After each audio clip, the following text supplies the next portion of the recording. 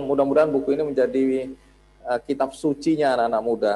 Amin. Karena nilai-nilainya ini adalah nilai-nilai yang sebenarnya sesuai dengan situasi dan kondisi anak muda sekarang, di mana mereka ingin memberikan kontribusi kebaikan selain ekonomi pada bangsa dan negara tercinta. Ini harus seluruh bangsa Indonesia, terutama generasi muda, mendengar.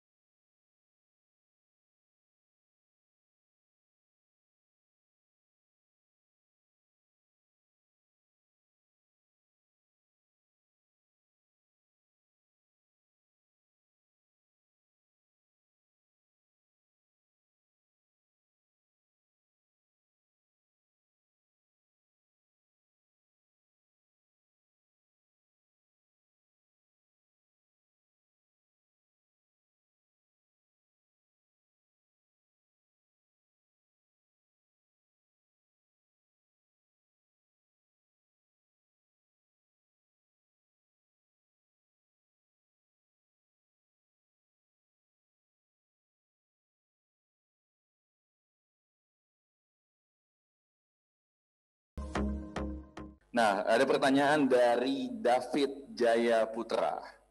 Bagaimana cara memupuk dan membina mindfulness yang positif di dalam diri seseorang? Ya, baik lagi mindfulness itu kata lengkapnya sebenarnya adalah mindfulness practices, latihan hening. It is a matter of practice. Ini soal latihan. Karena apa? Mindfulness itu sederhana sekali. Seperti saya katakan tadi, mewaspadai pikiran kita, gerak-gerik pikiran kita. Semakin kita ahli, semakin kita tahu gerakan pikiran yang begitu cepatnya, gerakan pikiran, bentuk-bentuk pikiran yang besar, kecil, dan seterusnya, itu hanya bisa terjadi kalau kita melalui latihan. Jadi bagaimana anunya? Ya latihan. Makanya di Garuda Food itu, di grup perusahaan-perusahaan di mana saya mewarnain Garuda Food, Diawi Group, bisnisnya anak saya, Global Civilized saya dirikan bersama-sama Cak Nur, dan beberapa social enterprise yang saya dirikan termasuk Koperasi Maju sebagai salah satu social enterprise yang saya bangun bersama teman-teman gitu ya. Itu kami mempraktekkan latihan mindfulness itu secara intensif dalam kehidupan sehari-hari yang disebut dengan engaged mindfulness practices, yaitu adalah latihan kehidupan yang sesuai dengan aktivitas yang kita lakukan sehari-hari. Berbicara pun seperti ini sambil mempraktekkan mindfulness. Jadi sehingga juga nggak gampang terpancing misalnya gitu kan. Makan pun dilatih, jalan pun dilatih. Dan kalau sudah semakin terampil, pikiran utamanya. Pikiran itu jadi objek yang nggak ada habisnya. Oh, kita tuh tidur aja ada mimpi itu artinya kan masih berpikir itu. Tidur mimpi itu artinya masih berpikir. Nah, oleh sebab itu di Garuda Food dan grup-grup lain yang saya sebutkan tadi, itu kami melakukannya di dalam kegiatan, kalau mau melakukan kegiatan rapat misalnya, itu diawali dengan latihan hening. Ayo kita awali dengan hening, seperti tadi yang Anda lakukan di pembukaan acara ini. Terus di tengah-tengah rapat, itu ada lagi latihan hening. Bahkan kadang-kadang kalau itu ada beberapa agenda, di setiap agenda itu selesai, buat lagi latihan hening lagi. Paling makan waktu berapa sih? 1 menit paling. 1 menit bukan persoalan yang besar gitu kan. Tapi ini menghasilkan sesuatu yang besar. Kenapa harus dihemat gitu? Di tengah-tengah dilakukan juga latihan hening. Setelah selesai kegiatan yang dilakukan dengan cara seperti itu, kita syukuri. Kita tutup dengan doa syukur. Jadi hening, tutup dengan doa. Nah kalau sehari-hari 8 jam kita kerja, kita isi seperti itu, ya kalau kualitas pikirannya, kualitas batinnya dia dikatakan Pak Andino ya tidak membaik, ya kebangetan kira-kira. Ya, terima kasih. Kalau dari Bang Andi ada tambahan nggak Bang Andi? Iya. Kalau menjawab pertanyaan itu, saya ingin memulai dari pertanyaan yang harusnya ada dalam diri setiap orang. Apa tujuan hidup kita ini sebenarnya? Tuhan menciptakan kita di dunia ini untuk apa? Kita harus mampu menjawab. Nggak boleh kemudian bilang nggak tahu. Aku ada di dunia ini untuk apa nggak tahu, gitu kan? Atau biarkan hidupku mengalir bagaikan air. Nah, itu jawaban yang paling sering kita dengarkan. Tapi jangan lupa, saya selalu ingatkan, air itu mengalirnya tidak di samudra luas, ya, tapi air juga banyak yang mengalir ke got-got, ya, bau, ke kakus. Artinya apa? Pengendalian hidup itu harus ada dalam diri kita. Kita nggak tahu memang rencana Tuhan dalam hidup kita, katakanlah ya. Tapi kan kita harus menjawab pertanyaan, aku ini hidup hanya sekali. Kan harusnya hidup yang sekali itu harus berarti. Nah, untuk mencari meaning dalam kehidupan kita atau purpose dalam kehidupan kita, itu kan kita yang bisa merumuskannya. Aku ingin jadi orang baik. Nah, terjemahannya seperti tadi Pak Damek bilang, ada langkah-langkah yang mengolah batin kita, ada proses di dalam menuju kebaikan itu. Nggak bisa kemudian kita berbuat jahat dulu, nanti waktu mati, menjelang mati, katakanlah begitu, baru kita bertobat, kita sumbang donasi di benih baik sebanyak-banyaknya, misalnya ke gereja, ke masjid, kemana, atau ke anak-anak yatim, kemudian Tuhan akan mengampuni dosa kita. Iya, kalau kita tahu kapan kita bisa meninggal, waktunya tepatnya. Ini semua rahasia Tuhan. Kita nggak tahu nih, ya. Misalnya Glenn Fredly, sahabat kita semua, dia punya banyak mimpi yang tidak terwujud karena Tuhan memanggil dia dalam usia yang masih 40-an. Artinya kita nggak tahu nih kapan kita meninggal. Karena itu di Benih Baik saya kasih tagline, tanam kebaikan selagi masih ada kesempatan. Artinya apa? Kita mengajak orang untuk terus berbuat baik. Kadang-kadang perbuatan baik di negeri ini juga nggak mudah, dicurigain macam-macam. Nggak apa-apa. Tapi hati kita kan yang jujur yang bisa menjawab. Apakah kita ini melakukan kebaikan supaya pencitraan semata, ada tujuan-tujuan lain atau tujuan jahat di balik itu, atau memang murni kita ingin melakukan kebaikan? Kan kita yang bisa menjawab. Karena itu, saya selalu ingin semua orang bisa menjawab pertanyaan awal tadi, untuk bisa masuk ke mindfulness yang dimaksud oleh Pak Sudamek tadi. Dan kapan kita memulainya? Pak Sudamek lepas dari umurnya masih 12 tahun, sudah mulai bekerja nih. Awalnya mendengar, otaknya menerjemahkan, berpikir, proses, kemudian masuk ke hati, mungkin baru sekian tahun kemudian bisa diterapkan dalam kehidupan nyata karena kendali sudah ada di tangan Pak Damek. Tidak lagi dalam keluarga atau orang tua atau lingkungan. Tapi sekarang kendali sebagai founders dan pimpinan di Garuda Food, katakanlah, nilai-nilai yang dulu diproses selama sekian tahun oleh Pak Damek dalam kehidupannya, tadi nakal, tadi diterima nakal, kemudian di mahasiswa baru ada kesadaran, apapun cerita, tapi kemudian itu bisa dirumuskan dan dijalankan, diimplementasikan bukan untuk dirinya sendiri, tetapi untuk lingkungannya. Nah, artinya semua orang bisa melakukan hal yang sama, ya. Tapi jangan menunggu sampai kemudian ajal mau menjemput baru kita bertobat atau berbuat baik. Tidak. Kita bisa memulai saat ini juga dengan cara yang tadi dijelaskan oleh Pak Damek. Nah, yang saya senang dari Pak Damek, dia tidak menerapkan semata-mata di lingkungan usahanya, tetapi nilai-nilai itu mulai diajarkan di Sevilla ini, di sekolah ini. Karena saya pernah kebetulan datang dan melihat sendiri bagaimana anak-anak dari sejak usia kecil mereka, kebetulan waktu yang saya lihat itu anak SMP, ya, sudah diajarkan cara mendapatkan, ya, mendapatkan nilai-nilai tadi dengan cara hening, ya. Gini, coba deh satu hari kita berdiam diri, diam aja nggak melakukan apa-apa. Kemudian kita mendengarkan kicauan burung, baru kita sadar di sekitar kita ada kehidupan lain. Desir angin, itu buat orang-orang yang mungkin nggak paham, udah pusing aku mikirin penjelasan Andi Noya itu. Tapi coba, saya melakukan itu. Saya misalnya, karena Key Candy Foundation punya aktivitas dan saya ketua Komite Mata Nasional, saya sering bergaul dengan teman-teman tunanetra. Kemudian satu hari saya ingin mencoba berempati pada kehidupan mereka. Saya menutup mata saya, 1 jam aja. Saya tutup mata dan saya tidak curang untuk ngintip-ngintip. Saya melakukan aktivitas di rumah aja, tapi nggak berani di jalanan. Dengan menutup mata. Wow. Ternyata nggak mudah untuk jadi orang tunanetra dalam kehidupan sehari-hari. Belum lagi kalau penyandang disabilitas kita coba, saya pernah coba ada program di MIT Boston sana, kita menjadi bagian dari itu. Misalnya kita didorong, kita jadi penyandang disabilitas. Kita lihat fasilitas publik itu seperti apa. Baru kita merasakan bahwa banyak sekali, terutama di kota-kota besar Indonesia, fasilitas publik yang tidak mendukung aktivitas dari penyandang disabilitas. Di situ kita menyadari ada kehidupan lain dari saudara-saudara kita yang tidak sama seperti kita. Jadi kita nggak bisa pakai ukuran-ukuran kita untuk mengukur kehidupan orang lain, karena berbeda. Tapi dengan berempati, dengan memahami, dengan mencoba melihat kenyataan di sekitar kita, maka kita bisa menghargai kehidupan lain di luar kehidupan kita. Dan itu diajarkan di Sevilla. Itu aku senang sekali. Kenapa? Biarkan anak-anak sejak dini menyadari tentang penghargaan terhadap kehidupan. Hidup ini bukan semata-mata ada begitu saja. Kemudian kita bilang take it for granted, ya memang harusnya begitu. Tidak. Ada orang yang kena cancer, kenapa kita tidak? Itu kan kita harus bersyukur. Ada orang tunanetra, kok kita bisa melihat? Ada orang tunarungu, kemudian tentu saja bisu. Kenapa kok kita tidak?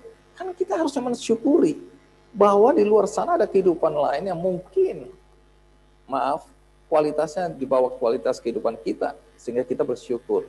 Nah, ketika kita melihat kehidupan orang lain yang kemudian mungkin dijalankan dengan proses yang tidak benar, kemudian kita mengikuti jalan itu karena kita merasa bahwa dengan cara pintas itu kita akan bisa mencapai tujuan, kalau itu tujuan adalah materi. Kalau kebahagiaan, banyak orang kaya yang tidak bahagia, jangan lupa. Ya, hidupnya berantakan, anaknya narkoba, cerai, korupsi, berantakan. Ada anak orang kaya yang membunuh diri karena melihat bapaknya berselingkuh. Ada anak yang bunuh diri karena bapaknya korupsi. Katakanlah kita nggak peduli pada nasib kita. Kita nggak tahu malu deh. Kita korupsi aja. Nah, kita lupa bahwa ibu kita, orang tua kita yang melahirkan kita, tidak pernah membayangkan bahwa satu hari kelak sebelum dia meninggal, anaknya masuk penjara. Artinya kita menyakiti perasaan orang tua kita dengan perbuatan kita, di mana kita nggak tahu malu. Katakanlah, kalau kita nggak memikirkan diri kita, kenapa nggak kita mikirkan anak kita deh? Katakanlah istri kita nggak peduli juga menjadi bagian dari korupsi itu, anak kita deh. Anak kita di sekolah dibully, anak kita dipermalukan seumur hidup dia karena bapaknya koruptor. Apa kita nggak memikirkan ada kehidupan lain di luar kehidupan kita sendiri yang harus kita juga berikan hati kita. Nah, itu yang membuat saya, kenapa tadi bilang saya bersemangat sekali dengan buku ini. Pertama, momentumnya. Saya kan tadi mengatakan bahwa karena di Benih Baik ini adalah usaha rintisan, startup, saya bergaul dengan anak-anak muda. Saya sejak 5 tahun yang lalu, itu sudah merasa ada sesuatu yang menarik, ada perubahan yang signifikan yang terjadi di kalangan anak muda. Pertama, anak-anak muda sekarang tidak terlalu kepingin kerja di perusahaan-perusahaan besar yang sudah mapan. Saya nggak tahu Pak Dalmek dengan HRD-nya mengalami itu atau tidak. Baik. Anak-anak muda ini melihat apa yang terjadi di dunia luar sana, di mana banyak sekali anak-anak dalam usia yang masih 20, 27, 30 sudah jadi miliuner. Dengan membuat startup, dengan menjalankan bisnis-bisnis mereka sendiri. Nah, ini menginspirasi anak-anak muda di seluruh dunia, termasuk di Indonesia, untuk menjadi wirausahawan. Maka lahirlah entrepreneurs. Ya, anak-anak entrepreneurs semua bikin kedai kopi, bikin warung roti, bikin restoran, bikin usaha bersih-bersih sepatu, ini itu. Mereka ingin jadi pemilik sebuah perusahaan, bukan jadi pekerja. Jelek atau baikkah ini relatif. Kalau aku melihat dari sudut positifnya, ini positif. Mereka tidak mencari pekerjaan, mereka menciptakan lapangan pekerjaan. Nah, satu tahap di luar itu, aku merasa bahwa ini anak-anak muda, udah bagus nih, mereka bikin perusahaan sendiri.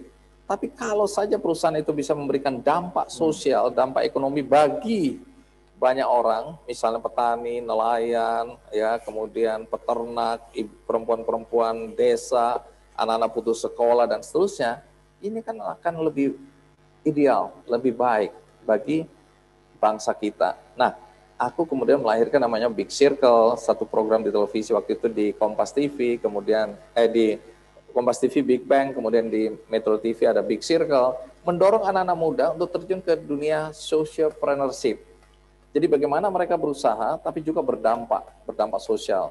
Ini beda dengan CSR. CSR ya sebagian dari keuntungan kita bantu anak yatim. Bukan, ini pemberdayaan ekonomi, terutama di pedesaan dan masyarakat. Artinya mengajak serta petani, misalnya dia kalau restoran, dia bantu petani membeli hasilnya, tapi juga ada pemberdayaan di situ dengan pelatihan-pelatihan.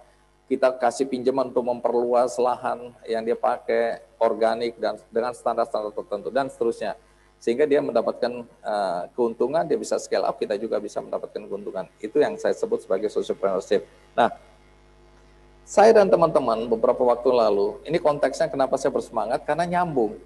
Saya dan teman-teman, ya, kami ini pernah bikin dan masih jalan Idea Fest, ya, mempertemukan anak-anak muda. Tapi kita melihat bahwa dalam kehidupan kita, ya, ini yang kita itu dalam pemahaman usianya sekitar 40, saya sekarang 60, menjadi kita juga. Nah, kami itu melihat ada satu fenomena di mana di kota besar, kan ini contohnya di Jakarta, jadi kami melihat betapa banyak orang bekerja itu seperti mesin. Hidupnya bangun pagi, bekerja sampai tengah malam, kemudian kembali pagi, kerja lagi sampai malam, tiba-tiba usianya sudah naik terus, dan tidak bisa memaknai hidup mereka. Mereka nggak ngerti makna hidup, dianggap sebagai itu adalah bagian dari kehidupan. Tidak. Karena kemudian kami menciptakan satu gerakan namanya Great Mind. Great Mind ini untuk slowing down lah. Ayo kita coba introspeksi tentang kehidupan kita. Apakah kehidupan seperti ini yang menjadi tujuan kita? Kerja keras terus kayak mesin, nggak ada sosialisasi, nggak ada fun-nya, nggak ada kebahagiaan yang kita dapatkan selain merasa tanggung jawab kita adalah untuk menghidupi kita dan keluarga. That's it. Tidak, makna hidup lebih luas dari itu. Kita bekerja, happy ya harus happy, gitulah. Apakah materi, apakah cara lain yang kita dapatkan untuk mendapat kebahagiaan, terserah masing-masing. Nah, tapi dengan cara-cara yang tadi saya senang, yaitu bicara dengan hati. Nah, Great Mind ini mengingatkan kita kembali bahwa ada waktunya kita melihat ke kiri, ke kanan tentang kehidupan yang lain. Nah, Pak Damek mencoba mendorong kita untuk melihat kehidupan dalam pekerjaan maupun bisnis kita dari perspektif yang berbeda dari yang kita kenal. Bahwa bekerja itu mencari tadi, ini yang salah yang harus diubah ini. Saya juga memahami ekonomi karena di kampus saya pernah kuliah 3 tahun. Ekonomi adalah dengan modal sekecil-kecilnya mendapat keuntungan sebesar-besarnya. Dan ketika diterapkan secara saklek gitu, secara harafiah, ya memang akhirnya mendorong orang untuk mencari kekayaan sebanyak-banyaknya, ya dengan segala cara akhirnya, tidak melalui proses tadi yang disebutkan oleh Pak Damek.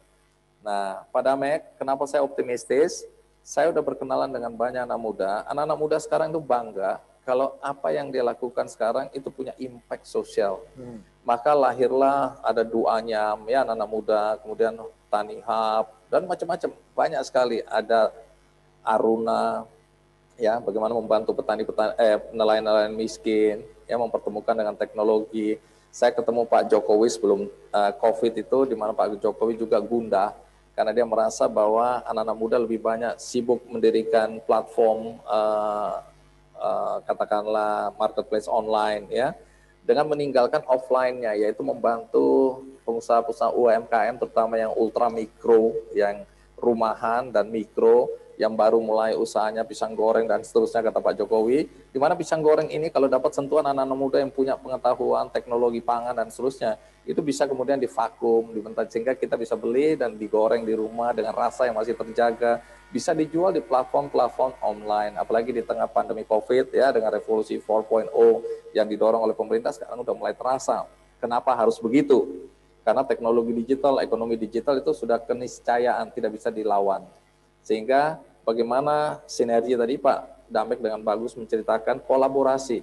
Kita tidak bisa bekerja sendiri-sendiri mencari keuntungan sebesar-besarnya sendiri-sendiri, karena itu menafikan apa yang jadi pemikiran Pak Damek tadi.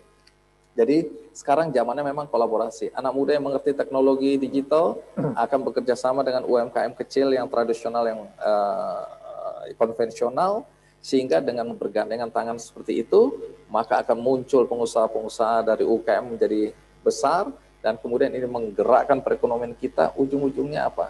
Kesejahteraan bangsa kita. Nah, kalau demikian tujuan dari buku ini, karena itu saya sebutkan mudah-mudahan buku ini menjadi kitab sucinya anak-anak muda.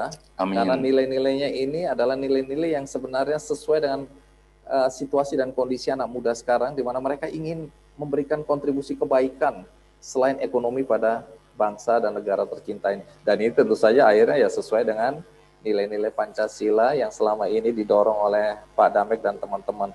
Jadi ini multi tafsir ini, tapi tafsirannya selalu dalam konteks dalam koridor yang positif. Jadi terima kasih Pak Damek, Anda sudah melahirkan satu buku. Saya senang sekali waktu itu saya ikut mendorong Pak Damek. Pak Damek ini pemikiran yang luar biasa, saya baru dengar hari ini. Ini nggak boleh cuma saya dan teman-teman yang ada aja di waktu itu menjadi doktor ya, doktor honoris causa di Universitas Satya Wacana Salatiga. Yang nonton, yang dengerin kan ya mahasiswa, dosen, saya yang diundang teman-temannya Pak Damek, itu terlalu kecil untuk mendapat anugerah pemikiran seperti itu. Jadi saya waktu itu dan teman-teman tentu saja Pak Damek ini harus dibukukan. Tidak boleh hanya kita yang mendengar. Ini harus seluruh bangsa Indonesia, terutama generasi muda mendengar. Dan hari ini saya berbahagia sekali diajak menjadi bagian dari peluncuran bukunya Pak Damek, dan ini mudah-mudahan menjadi tuntunan bagi siapapun yang membaca buku ini. Terima kasih Pak Damek. Terima kasih, amin. Dan saya lihat memang benar bisa jadi kitab suci anak-anak muda nih ke depannya, karena melihat antusiasmenya ini banyak sekali pertanyaan di sini. Dan kita baru menjawab satu pertanyaan. Ya, dan kalau gitu saya lain kali saya harus diam. Pak Damek yang harus menjawab terus. Baik. Mungkin melanjuti dari pertanyaan dari Pak Agus Nadi di sini, melanjuti tentang sociopreneur. Tadi kebetulan Bang Andi juga cerita tentang sociopreneur. Menurut Pak Damek, sociopreneur itu apakah sama dengan berbisnis dengan hati, Pak? Sociopreneur itu sebetulnya cita-cita awalnya kan pasti baik ya. Jadi memang berusaha bukan untuk memperkaya diri, tapi untuk memperkaya sebuah komunitas, mengembangkan komunitas tertentu. Bahkan kalau bisa berdampak lebih luas lagi. Tetapi sekali lagi niat yang baik, tujuan yang baik itu bukan segala-galanya. Harus dikawal ya. Dikawal. Dan MBB, mindfulness based business, itu adalah cara kita mengawal niat yang baik itu benar-benar supaya menjadi baik gitu. Mencapai tujuan dengan baik, dilalui dengan cara yang baik. Dan sekali lagi dari tadi kita bicara mindfulness, hening gitu. Tapi kita nggak pernah nanti coba disampaikan secara singkat apa sih yang dikerjakan gitu pada waktu kita melakukan hening gitu. Sebetulnya yang diawali oleh Coach Yudi itu adalah satu contoh yang sudah konkret, yaitu kembali kepada nafas kita. Jadi nafas ini pemberian dari Tuhan yang mempunyai fungsi biologis dan mempunyai fungsi psikis dia. Biologis dia itu memenuhi kebutuhan paru-paru kita, tapi psikis dia itu juga bisa membawa pulang pikiran kita yang suka ngeluyur.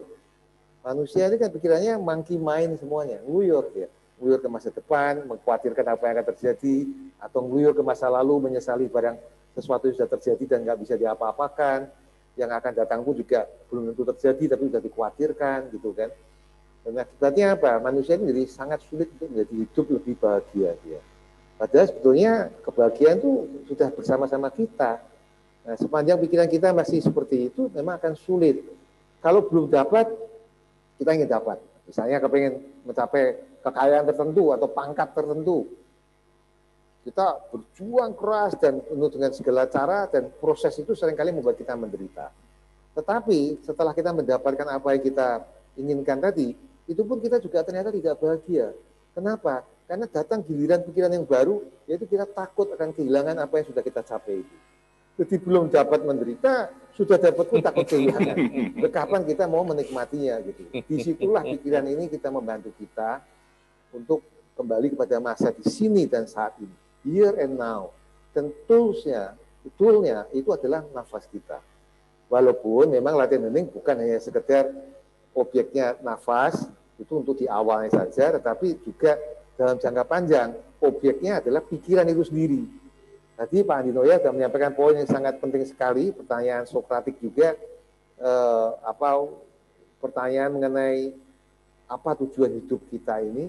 Kalau saya yang ditanya itu, jawaban saya the very main reason dari kelahiran kita sebagai manusia adalah untuk mengalami melakukan transformasi diri. Dan transformasi diri itu adalah to be a better person tadi. Lalu caranya bagaimana untuk menjadi orang lebih baik itu? Sederhana aja sebetulnya, kalau mau jadi lebih baik, ya baiknya itu sedikit-sedikit juga nggak apa-apa gitu. Yang pertama, melakukan sebanyak mungkin kebaikan.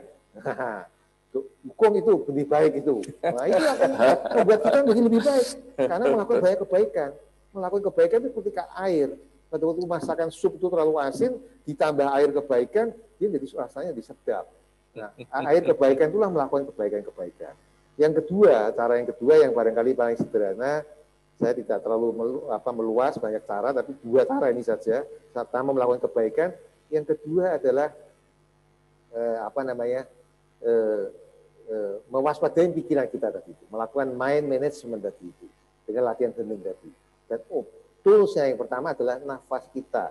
Toh kita ini setiap hari nafas, bukan setiap hari ya, setiap saat. Kalau setiap hari baru nafas satu kali ya mati gitu kan, setiap saat.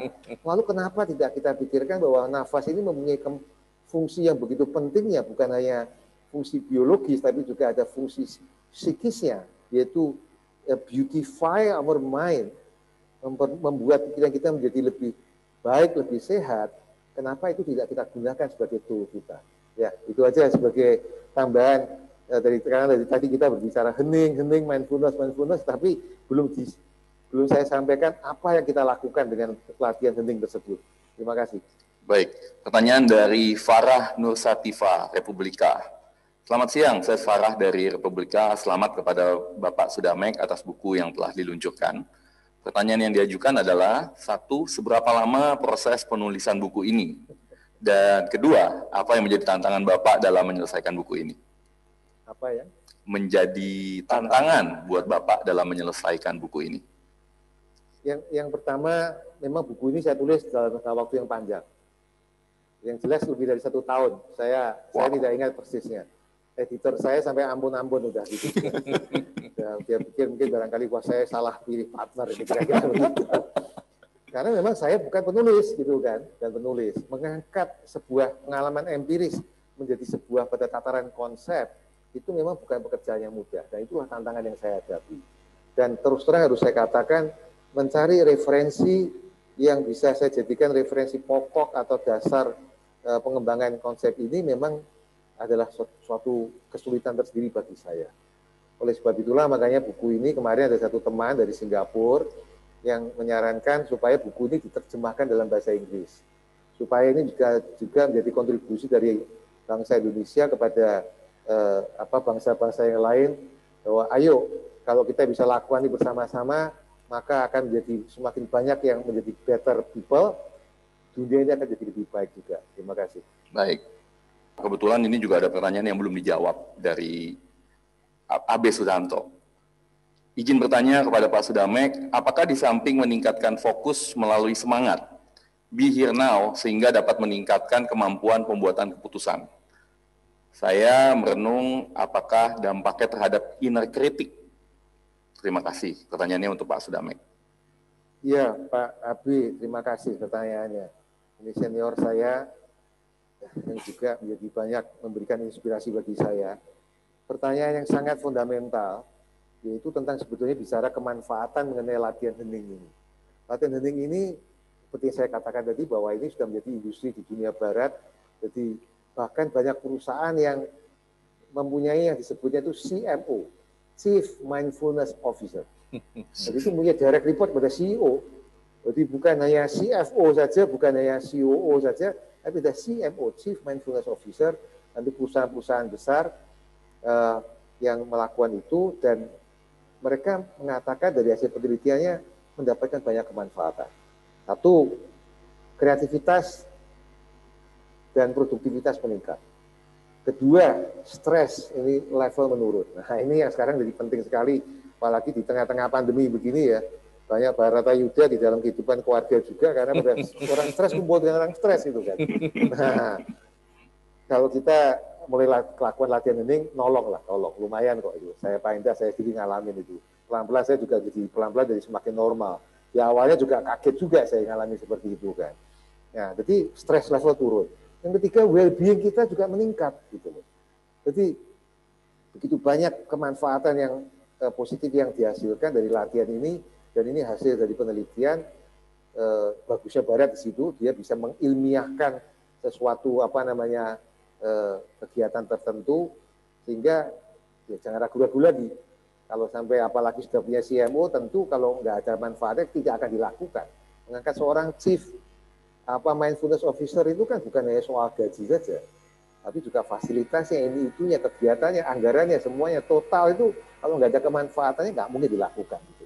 Jadi Pak Abi memang latihan mindfulness ini memberikan banyak kemanfaatan.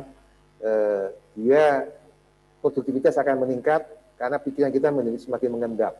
Sebetulnya bukan latihan fokus ini agak berbeda, tapi lebih kepada latihan bagaimana mengendapkan pikiran kita.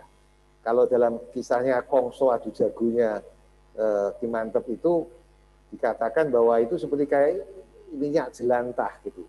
Pikiran kita itu seperti minyak. Kalau air kotor diendapkan lebih cepat, tapi kalau minyak jelantah itu kan lama sekali. Nah, tetapi kalau dengan latihan yang tekun dan setiap hari secara intensif, setiap saat malah, maka minyak tersebut semakin lama akan menjadi tambah semakin jernih. Pada saat jernih itulah kita akan melihat begitu banyak hal-hal baik yang bisa kita lakukan, ide-ide baik, gagasan-gagasan baik, kreasi-kreasi baik, disitulah produktivitas akan meningkat. Terima kasih. Baik, dan pertanyaan terakhir,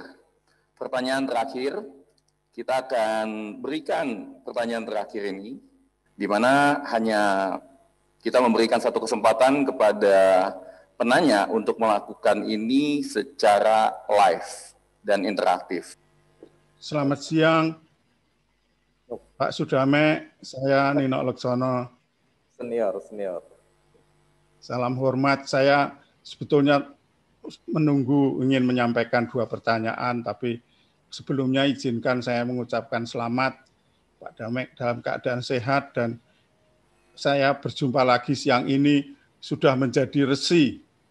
Orang bilang tadi Mas Andi Noyap bilang masih ragu dan ada pertanyaan tentang apa mungkin ada bisa reconcile antara bisnis yang keras tanda kutip dan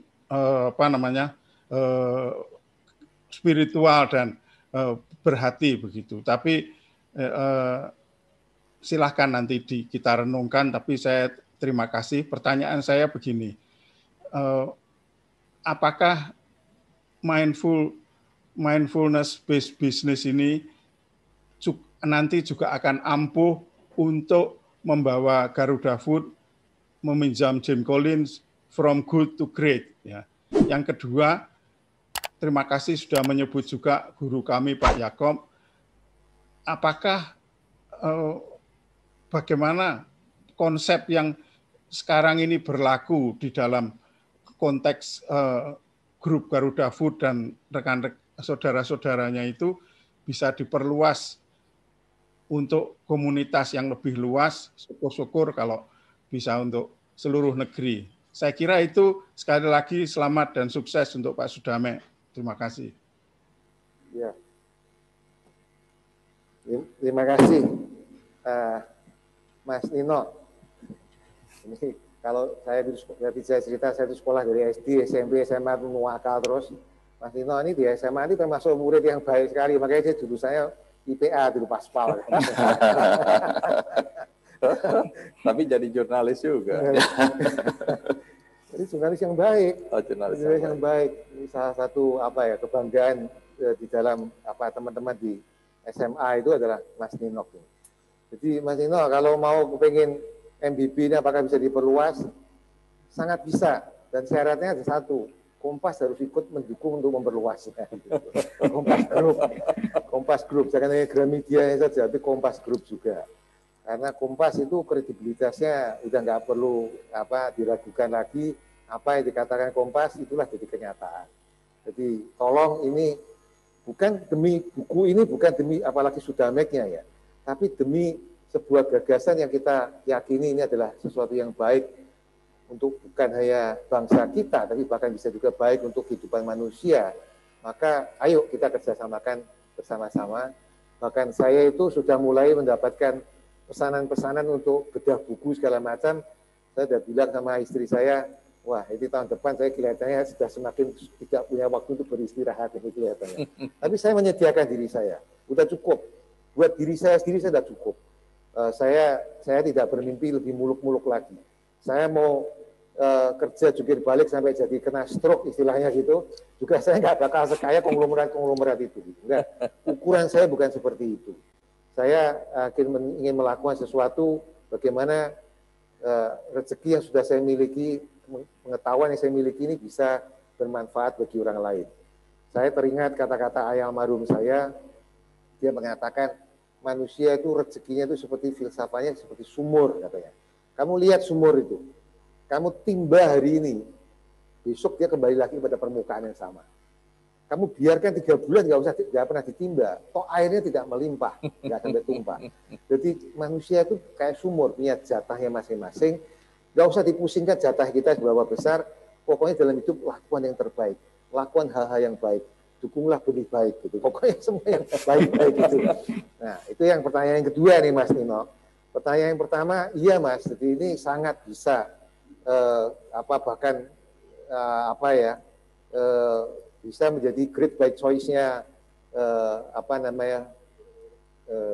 buku keduanya setelah Good to Great tadi itu dia akan bikin buku Great by Choice, sangat bisa, tetapi memang balik lagi itu ukuran-ukurannya masih banyak yang sifatnya pendekatan result oriented ya, bukan proses oriented. Sedangkan MBB ini sangat menekankan pada MBB, ya, proses oriented, dan saya melihat salah satu cara berpikir yang searah dengan ini adalah pendekatan model bangsa Jepang. Bangsa Jepang itu sangat menekankan pada pendekatan proses. Ya. Jadi memang bisa, ini bisa jadi good to great, bahkan seperti yang saya katakan, MBB ini sebetulnya kalau diterapkan, ini adalah merupakan sebuah keniscayaan, karena inilah sebetulnya yang akan membantu kita untuk mewujudkan sustainability of our career. Career kita, entah sebagai wartawan, entah sebagai hakim, politisi, pengusaha, profesional, sebagai apapun. Ini adalah sebuah strategi sustainability strategi untuk mewujudkan kelanggengan dalam meniti karir kita masing-masing. Sehingga diharapkan di situ akan bisa jadi very good, jadi great ya. Terima kasih. Mungkin saya persilakan Pak Sudamek untuk menyampaikan closing remarks dan sekaligus menandai buku MBB resmi diluncurkan. Silakan Pak Damek. Iya, Bapak dan Ibu sekalian, younger generation yang saya banggakan, buku ini hanya merupakan satu titik pemikiran yang baru akan benar-benar berfaedah pada saat semakin banyak dari kita semuanya untuk ikut bersama-sama mempraktekannya. Sekali lagi, it is a question of practice. Ini persoalan issue of practice, bukan persoalan teori, dan dia ada bicara soal praktek. Dan bagi siapa yang mempraktekannya, dia akan merasakan kemanfaatannya. Itu yang saya alami selama 19 tahun ini. Bukan berarti bahwa di dalam internal organisasi kami sendiri ini berjalan begitu saja dengan mudahnya, walaupun ini saya yang mengusung, tetapi dengan kemudian mereka pada saat mulai menjalankan, dia merasakan manfaat yang seketika, disitulah kepercayaan dan keyakinan tersebut mulai lahir dan mulai bersama-sama untuk mempraktekannya. Mari kita praktekkan bersama-sama mindfulness-based bisnis dalam artian luas, yaitu semua mata pencaharian atau pekerjaan yang kita gumuli sehari-hari. Terima kasih, semoga upaya kecil ini bermanfaat bagi kita semuanya. Terima kasih. Amin. Luar biasa sekali, dan saya selalu percaya bahwa berbisnis dengan hati. Segala sesuatu yang datang dari hati tentunya akan menyentuh hati. Dan itulah yang dilakukan oleh Pak Sudamek AWS.